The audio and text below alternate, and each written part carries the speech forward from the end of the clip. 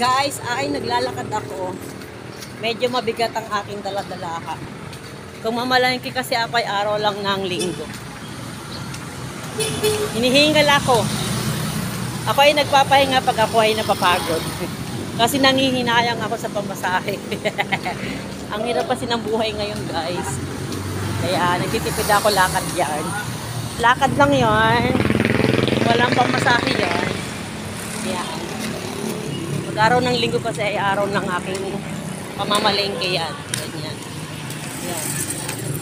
Pag linggo lang kami may pambiling ulam.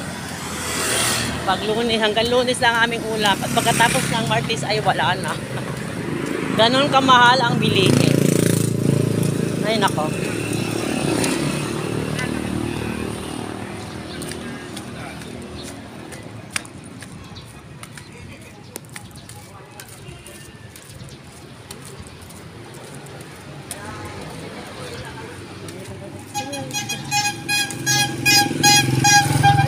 At ayun nga guys, nakita tayo ng mga driver. Pinag-uusapan nila kasi mga dinamasa. Hello, Luis! Shhh!